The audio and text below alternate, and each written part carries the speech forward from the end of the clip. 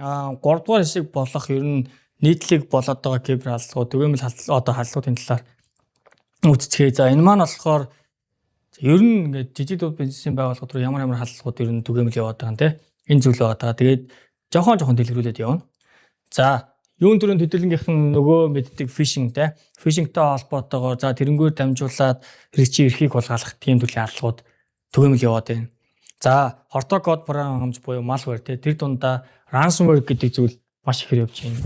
За тэгээд бизнес email compromise буюу тухайн байгууллагын хэн нэгнийх нь бизнесийн одоо имэйлийг эсвэл байгууллагын ажилчдынх нь одоо имэйл хаягийг аваад тэндээсээ дамжаад одоо бус руу харлаа гэх. Тэгэхээр одоо жишээ нь надад танихгүй хүнээс мэйл ирэх эсвэл байгууллагын одоо цуг ажилтдаг хүнээс одоо яг мэйл ирэх хоёрын хооронд алинд нь илүү итгэх магадлал их вэ гэдэг ч юм уу те. За тэгээд бүр цаашлах юм бол тэрнгүүр дамжаа юу хийж болох вэ гэдэг зүйлүүд яригдана. За сул нууцыг болон баталгаажуулалтын одоо сул механизмууд байж байна. Мэдээж түрүүний ярьсан нөгөө patch гэдэг зүйл яригдсан те. За тэгээд төхөөрөмж нөгөө алдагдах нэг бол дээр нь байгаа мэдээллүүдийг задруулах гаргах. Ийм зүйлүүд ер нь бол нэлээд чухал яригдаад байна. За тэгвэл үүнтэй холбоотойгоор одоо яг хоо ингэж л орчвол монголоор бол нийгмийн инженерчлэл гэд байх шиг байна. Гэхдээ англиар бол social engineering те. За энэ төрлийн хандлагууд за тэнгууд энэ дээр энэ маань бол юу вэ гэхээр тухайн хүнийг хуурам мэхлэх замаар ер нь тухайн хүн дээр суурилсан хандлагуудыг л бид хэлээд байгаа гэсэн үг. За тэнгууд Verizon-оос гаргасан одоо ийм судалгаагаас аваад зөнгөд 2023 онд одоо жишээ нь зөөж нэгэн жишээ аваад үзэхэд амжилттай болсон хандлагуудын одоо ер нь 90% нь social engineering төрлийн буюу хүн дээр суурилсан хандлагуудыг эхлээд хийжээ. Тэрнгүүрээ дамжаад явжээ гэдэг зүйл байна. За тэгээд судалгааг ингээд аваад үзээд уншингууд хүнийг ер нь заяа эмзэг байдлаар нь 6 одоо бүлэгт хүний эмзэг байдлыг ер нь 6 бүлэгт хуваачиж байгаа юм байна л да. За тэгэхээр тань мэдхүү те. За тэнгүүд одоо cognition гэсэн үг шүү дээ. Cognition and knowledge те. За тэнгүүд тань мэдхүү болон мэдлэг. За энэ дээр тань мэдхүү эсвэл мэдлэг дутуу. За зан төлөв болон зуршил те. Хүний зуршил гэдэг зүйл байна. Сэтгэл хөдлөл мэдрэмж байна. Хүний мөн чанар, за зан чанарын онцлог те. За бүр цаашлах юм бол хувь хүний шин чанар гэсэн. Эдгээр ингээд 6 бүлэгт аваад үзэж байгаа. За энэ 6 бүлэг эмзэг байдал дээр үндэслээд эмзэг байдал жаах те. Нөгөө энэ 6 бүлэг дээр нь үндэслээд ер нь бол нийгмийн инженерчил буюу одоо хүн дээр суурьсан халдлагуудыг хийж болно гэж үзээд байгаа байхгүй. За тэгэнгүүт тэд ондоо phishing attack-ууд гэж юм whaling гэдэг нь одоо чинь байгууллагын удирдлага руу чиглэсэн phishing attack-ыг бид нар бол whaling гэж нэрлэдэг те. Smishing гэдэг нь болохоор текст ирнэ гэдэг ч юм уу. За тэгээд бусад ийм зорилттой халдлагууд байж болно. За тэгвэл одоо бидний юу вэ гэхээр ярих юм болохоор phishing гэж юу юм бэ те. Phishing гэдэг халдлага маань ерөөсөө энэ ихгүй. Энэ болохоор одоо жишээ нь өмнө явсны жишээ одоо тэгэхээр нисэх буудлын дээр одоо жишээ нь баах ийм ачаанууд ингээд тавиад за эдгээр ачаанууд болохоор эзэн ингээ авахгүй хайцсан те ийм ачаанууд байгаа. За энэ ачаануудыг ингээд ер нь бол та ингээд зөвөр авахгүй бас хүрд эргүүлнэ. Тэнгүүд тухайн хүрдийг эргүүлээд ер нь бол ингээ яаж ч тэр 3 удаа эргүүлэх боломжтой. Тэнгүүд заавал ингээ 3 дахь дээр ингээ таардаг тийм тохиргоотой код нь тийм юм. За тэнгүүд хүмүүс ингээ за таарчлаа гэж бодонгууд энэ нэг ачааг нь одоо чинь 7000 гаруй төгрөгөөр авах боломжтой. За ингэж явсаар байгаад ер нь бол ингээ цаашаа мөнгө алдах боломжтой. За дээрээс нь банкны одоо мэдээлэл, хувийн мэдээлэл алдах боломжтой ийм зүйл байгаа. Тэгэхээр энэ бол юу гэхээр хүний нөгөө нэг одоо шуналтай байдал ч юм уу те эсвэл одоо ингээ мэдлэггүй байдлаар үндэслээд явж байгаа зүйл байгаа тань. За дахиад нэг жишээ те. За энэ бол хэдүүлэнгийнх нь өмнө одоо 21 онд ч одоо жишээ нөгөө coin moin гэл нэлээд их юм яригдсан те. За тэгэнгүүт одоо жишээ нь coin гэл ярингууд тухайн үед ингээ бүх хүн Монголд ингээ маш олон хүмүүс ингээ coin гэж яаж ахт үед нь яг адилхан юм хуудсыг хийгээл за энэ дээр болонгууд юу гэхээр та аккаунтаар оронгуудаа эндээс одоо шин урамшууллын coin аваарай. Гингүүд хүмүүс ороод яг ингээ эндээс ингээ гэтээ ялгаа нь болохоор юу гэхээр яг өөрсдийнх нь үндсэн тэр вебсайт нь биш те. За тэнгүүд өөрсдийн аккаунтыг алдаа дараа нь үндсэн орохгүй онгууд нь өөрийнхөө үндсэн рүү оронгууд тэн дээр айл эзэний яг вэ гэхээр дотор байсан одоо нөгөө coin-уудыг аваад шилжүүлээд аваа явуулсан ч гэдэг юм те. Ийм асуудал гарсан байна. За тэгээ энийг бол та хэд мэднэ те. Coca-Cola гэдэг зүйл бол зөндөө одоо яригадад явсан байна. За тэгээд энэтэй холбоотой бас л нэг хонжуур суглаа. Тэгэхээр энэ бол ерөөсөө хүн дээр суурилсан л хаалгууд болоод байна гэж болгож байна. За тэгвэл үүнтэй холбоотойгоор бид нар phishing хаалгыг ер нь бид нар яаж таньж болох вэ? За нэгд бол юу гэхээр алдаатай домен хаягууд ч юм уу байж болтгоо гэж. За тэгмүүд юу гэж зариг зэг юм байна биш те. Зариг гэх нэг арай жоохон өөрөөр бичсэн. Нэг бол те яаруулсан эсвэл айлгсан өнгө ажтай байж болно те. Жишээ нь яаралтай энэ үү нэг бол 24 цагийн дотор маргаашийн дотор гэдэг ч юм уу те. Дараагийнх нь ерөнхий түгээмэл одоо мэдлэг хүндэд эрхэм ноён мэдрэхэл те. За цаашлах юм бол богиносгосон эсвэл одоо ийм нууцны линкүүд одоо жишээ нь ийм товч дарах байдлаар ийм дарах линкдэн дээр ингээ зүгээр товчон дээр ингээ дарах байдлаар ингээ мэйл ирдэг ч юм уу те. Яг ийм линк биш. Тэр урал дээр нь ингээ харж агаад биш ингээ ийм товчон дээр дардаг байдлаар нэг бол ингээ битлигээр ингээ богиносгоод ирүүлсэн ч юм уу те. За гинтийн юм хүсэлтэй жишээ нь одоо нууц үгүй яаралтаа солих одоо та тийм шаардлагатай болсон гэдэг ч юм уу те. За нэг бол хувийн мэдээлэл асуусан те. Одоо жишээ нь юу гэдэг чинь да одоо танаа мэдээллийн технологийн албанаас чинь одоо чинь админы одоо нууц үгээ явуулахыг хүссэн мэйл ирвэл та одоо идэх үү гэдэг зүйл хэвгүй. Тэгэхээр угаасаа мэдээллийн технологи дээр тийм юм явуулах шаардлагагүй өөрсдөө тэрийг одоо шууд ирсэд их боломжтой зүйлтэй. Эсвэл өөрсдөө шууд харах боломжтой тийм зүйл байгаад. За тэгэхээр фишингтэй холбоотой тэгвэл хэдүүлээ нэг жижигхэн демог туршаад аваад үзье. За тэнгүүд энэ дээр хэдүүлээ зүгээр ингээ харах юм бол ер нь ямар одоо ялгаатай байж болох вэ гэдэг зүйлийг ярина гэсэн. Одоо хэдүүлэнд ингээ харангууд энэ бол юу гэхээр нэг нь болохоор fake. За бид нар ингээд fake одоо бэлдсэн байгаа fake. Нөгөөх нь бол юу гэхээр яг ингээд албан ёсны Facebook-оос ирж байгаа ингээ мэйл хэвгүй. За тэнгүүд энэ дээр ингээ харангууд ерөөсөө яаж байгаа вэ гэхээр Facebook-оос ирж байгаа одоо ийм кодыг нь ер нь бол яаж ашиглах уу? Тэрэн дээр үндэслээд яаж одоо пассвортыг нь олж авах уу гэдэг зүйл байна. За тэнгүүд гол ялгаа нь болонгод fake дээр нь болонгод Facebook гэдгийнх нь одоо өв нь болохоор 0-0-аар орлуулсан ч юм уу те. За бүр цаашлах юм бол юу гэхээр тухайн линкэн дээр ингээд дараад орлоод за тэгэнгүүт одоо жишээ нь сертификат нь ингээд зөвшөөрөлтөй сертификат valid те баталгаажсан юм сертификат байдаг ч юм уу. За тэгэнгүүт fake дээр ингээд аваад үзэнгүүт fake руугаа ингээд ороод үзэнгүүт fake нь болонгууд юу гэхээр not secure те. За ийм. Гэтэ иймэрхүү одоо гол ялгаануудыг л хэдүүлээ ярьж байгаа гэсэн үг шүү. За тэгээд дээрэс нь иймэрхүү юм арай нэг өөр байдлаар ингээд ороод ирсэн те. Өв биш 0-0 ч юм уу. За тэгээ энэ дээр үндэслээд хэдүүлээ яах вэ гэхээр дахиад цаашаа ингээд аваад үзэнгүүт яг security check up нь те security check up нь хооронд ялгаатай. Ороод ингээд оронгууд яг цаашаа шилжиж байгаа юм. Гэтэ яг мэйл дээр ирээд харагдаж байгаа нь болохоор яг адилхан те. Яг л адилхан ингээд Facebook-оос яг л ингэж ирдэг. За цаашлага ингээд ороод харангууд яг адил харагдаж байгааз. Яг ийм бол энэ бол юу гэхээр яг колондод авцсан тухайн хүнд ерөөс яг бодиттой юм шиг харуулж байгаа л зүйл болчиход байгаа. За тэгээ эндээс ингээ бүр цаашлаад явах юм бол хэдүүлээ. За одоо эндээсээ хэдүүлээ цаашаа явах юм бол пассвортыг нь хэрхэн одоо нууц тухайн одоо Facebook руу орж байгаа нууц үгийг нь яаж барьж авч байгаа хүн хэрвээ хууртаад нууц үгийг хийчих юм бол гэсэн үг байхгүй. Тэгэх юм бол бид нар яаж барьж авах вэ те? Тиймэрхүү зүйл байгаа. За тэгээд одоо нэг гол ялгаануудыг одоо хэдүүлээ харъя. За одоо энэ security check-up-аас цаашаа одоо хэдүүлээ ороод нууц үг те одоо энэ дэр ер нь бол хийж үзье те. За тэгээд бас нэг зүйл нь болохоор ингээд яг логин руу шилжээд оронгууд яг бодит одоо яг жинхэнэ болонгууд цаашаа ингээд логин руугаа ороод арталтаа ингээд юм логин энтергээд ингээд явж байгаа те. Яг тэр хууц руу шилжээ явж байгаа. За тэгэнгүүт хуурамч маань болонгууд ихгүй байгаа. За тэгээд дээрэс нь connection юм secure биш. Ийм байдлаар явж байна. За одоо хэдүүлээ энэ дэр ингээд тест юусрыг одоо ингээд хэдүүлээ оруулъя. За тэгээд тест segment гэдэг доментой те. За ингээд орууллаа. За пассвортаа хийгээд оруулъя.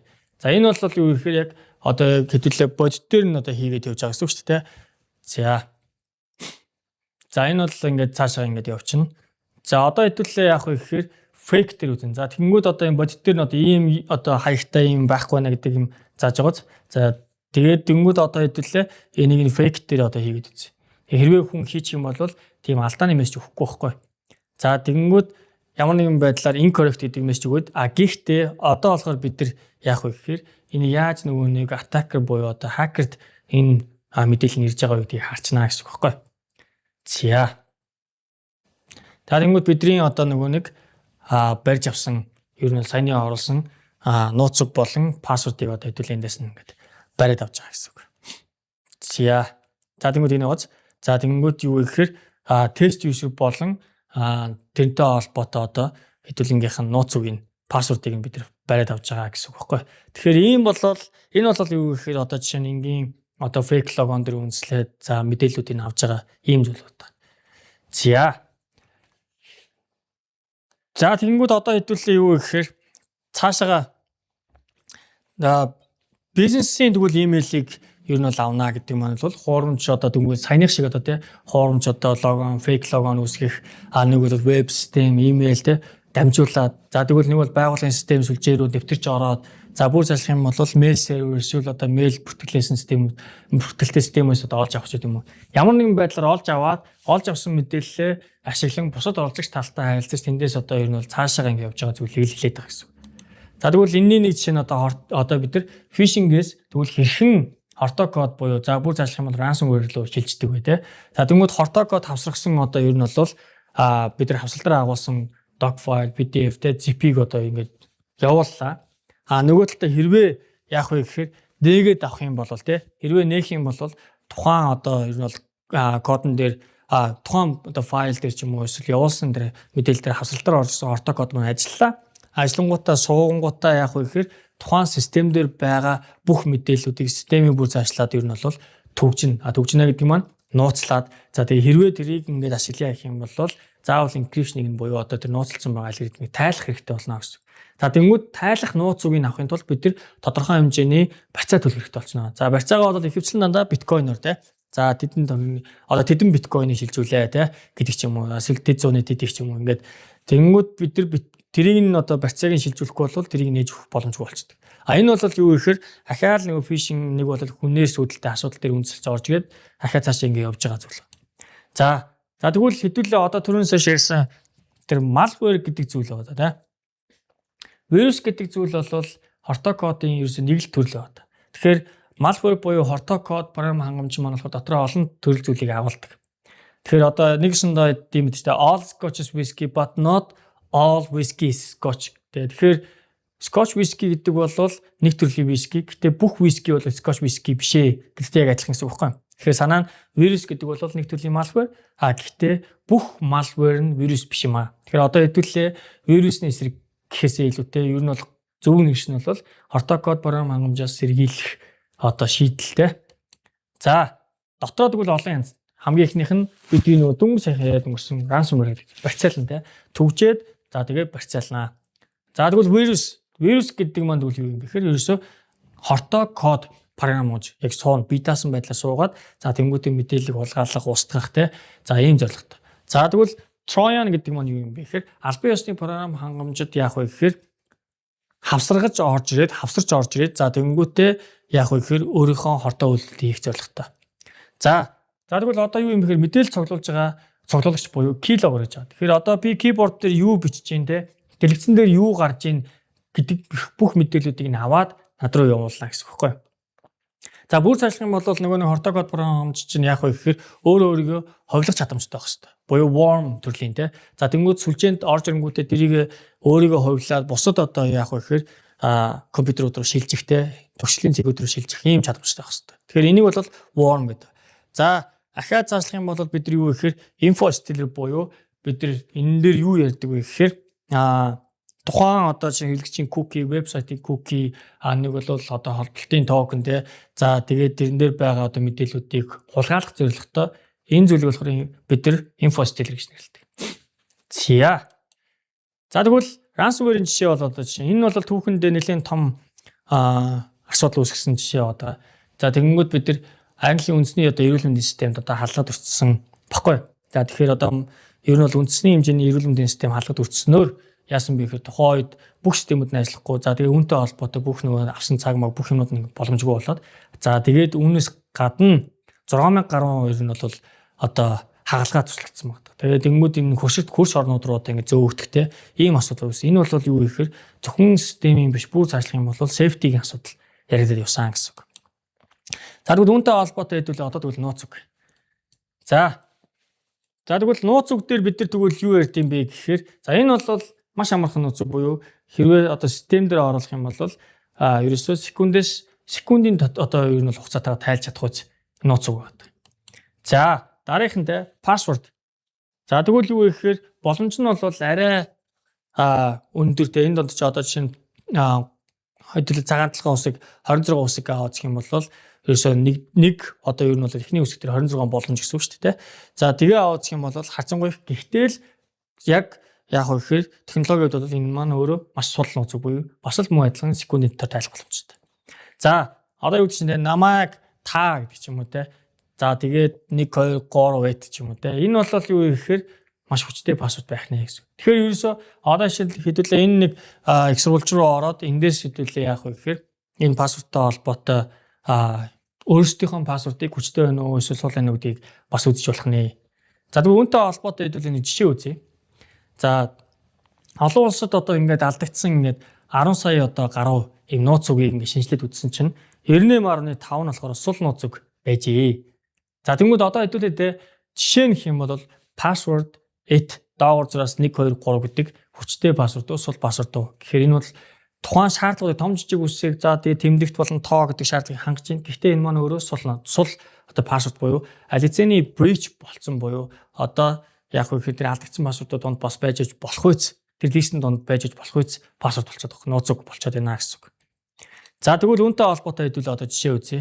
За энэ жишээ болонгууд юу гэхээр хэрхэн ер нь бол нууц үгийг ер нь ингээд одоо бид нар ингээд юу гэхээр ямар нэгэн байдлаар нууц үг хүчтэй байлаа сул байлаа тухайн шаардлагыг хангаж илаа гэсэн ч гэсэн яг тухайн нууц үг одоо жишээ нь тодорхой санд байх юм бол хэр амархан олж болж байгаа вэ гэдэг зүйл байна. За тэнгууд одоо бид нар жишээгээр одоо ингээд Windows дээр бол юу гэхээр бас нэг юм нууцлалтыг бас хашийн одоо ер нь бол хашийг нь гаргаж авч байгаа бас юм тодорхой юм аргачлал алгоритм байна. Тэн дээр нь үндэслээд одоо хэдүүлээ хэрхэн ер нь бол гаргаж авч тэнцүүлж байгаа вэ.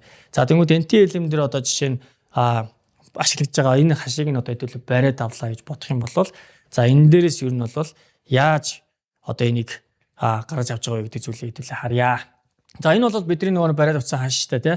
За тэнгүүтээ энийг хэдүүлээ ерөнхийдөө текст файл руу буулгаад за тэнгүүтээ энийг задлаад ер нь задлаач явах тий тэнцвүүлээд ингээ аваад гэх юм бол бидний одоо ер нь бол олох гэдэг пассворд ингээ гаргаж байгаа байхгүй. За тэгээд тэр пассвордаа аваад гэх юм бол хэдий ингээ дараа тэмдэгт орсон, том жижиг үсэг орсон, тоо орсон ч гэсэн ер нь бол маш богино хугацаанд ингээ тайлж болох үс пассворд байна. Тэгэхээр энэ маань өөрөө олон улсын тэр дараа бастэй ер нь бол ингээ ализений ингээд тавигдсан пассворд учраас бас мөн адилхан бид нар энэ дээр анхаарч үздэг байх хэрэгтэй байх нэ гэсэн үг байхгүй. За ингээд нөгөө бидний эзлэх гэдэг компьютер руу орчиж байгаа гэсэн санаа. За одоо хэдүүлээ юу гэхээр жоохон дэлгэрүүлээд явцгаая. За тэгэнгүүт үүнтэй холбоотой одоо хэдүүлгийнх нь ингээд нууц үг гэдэг асуудал байгаа юм байна.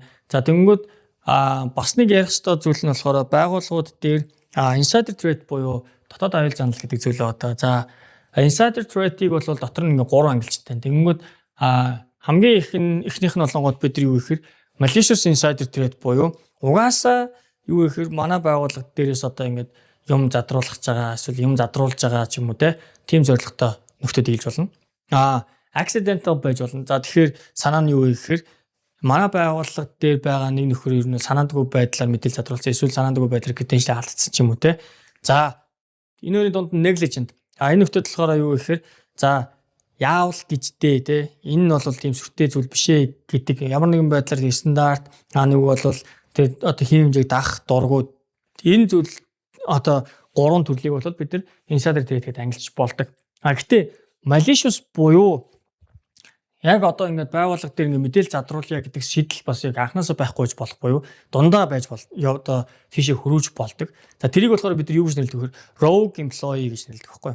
За тэгвэл malicious болох бас гол үндсэн шалтгаан нь болонгод юу вэ гэхээр тухайн хүний хувь одоо шин чанарууд байж болно те. Тэгэхээр одоо угаасаа ёс зүг үйл гаргадаг ч юм уу эсвэл докторгүй ч юм уу те сэрэл зүүн тогтоогүй байдал.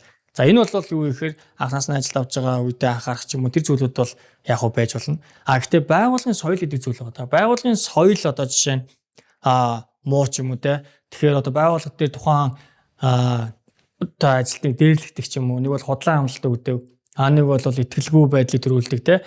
Тэгш одоо бус байдлаар ханддаг ч юм уу. Эдгээр зүйл нь болохоор тухайн ажилтан байгууллагаас мэдээлэл задруулах эсвэл одоо rogue employee болох тэр зүйлийг бий болгох гэж үздэг. Судалгаа гаргаж тэ.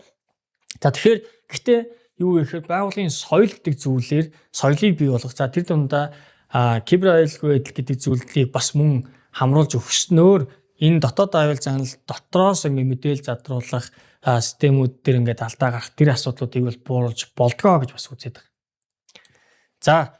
За тэгэхээр ерөөсөө одоо тэгвэл хэдүүлээ байгууллага болон хакер гэдэг одоо за тэр дундаа SME шүү за буюу жижиг дунд бизнесийн орчин. За тэнгууд жижиг дунд бизнесийн байгууллагууд төр ер нь юу болоод байна гэхээр нэгд тэ мэдээллийн технологи аюулгүй байдлын боловсруулалтын дутуу байдал байгаа тийм дундын болон одоо хаягууд болон асуудал баталгаажуулалтуудыг ашиглаж байна. За тэгээд ямар нэгэн асуудал болж байгаа юм бол бид нар илрүүлж чадахгүй байна тийм. За үйлдвэрлэлийн технологи болон бусад одоо ийм нийлүүлэгчээс хэд хамааралтай байгаад байна. Програм хангамжийн одоо шинжилтүүд, апдейтуудыг маш удаан хийж байна. Байгууллага төр бодлого журам ер нь бол байхгүй байгаа гэдэг ч юм.